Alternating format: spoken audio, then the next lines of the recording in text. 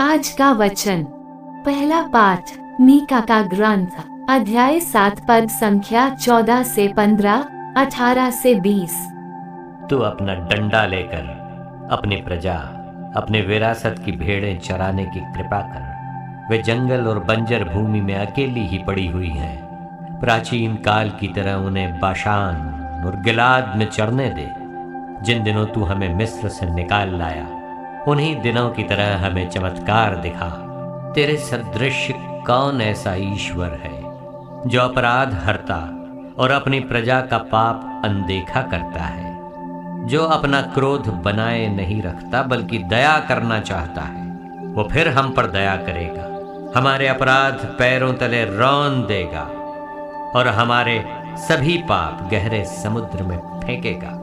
तू याकूब के लिए अपनी सत्य प्रतिज्ञता और इब्राहिम के लिए अपनी दयालुता प्रदर्शित करेगा, जैसे कि तूने शपथ खाकर हमारे पूर्वजों से प्रतिज्ञा की है।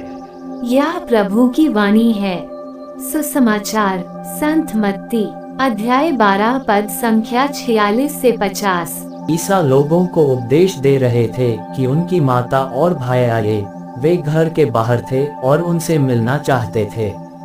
किसी ने ईसा से कहा, देखिए, आपकी माता और आपके भाई बाहर हैं, वे आपसे मिलना चाहते हैं। ईसा ने उससे कहा, कौन है मेरी माता, कौन है मेरे भाई?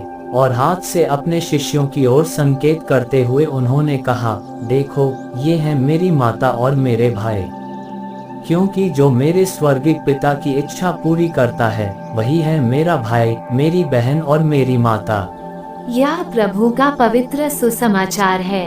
आमीन। आज का चिंतन, हम सभी अपने जीवन में कुछ नया करने की सोचते हैं।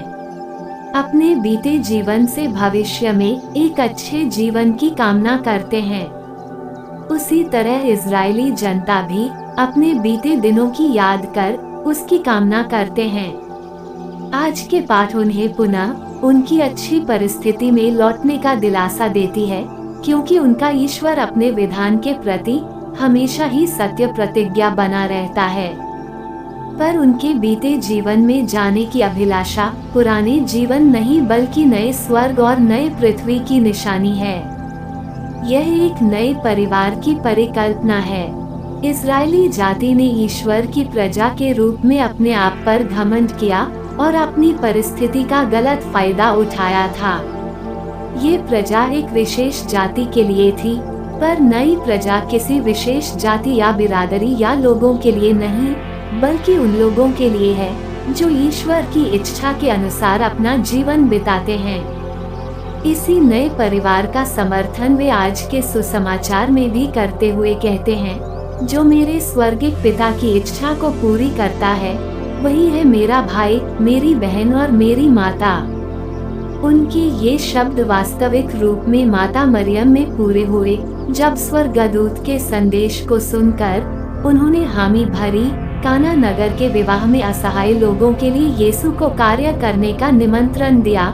क्रूस के समीप सभी लोगों की मां बनना स्वीकारा। ठीक उसी प्रकार हम भी उनके नए परिवार के सदस्य बनाए गए हैं, ताकि हम एक दूसरे के साथ और भी घनिष्ठ रूप से जुड़कर उनके प्रेम में बढ़ते जाएं। आमीन।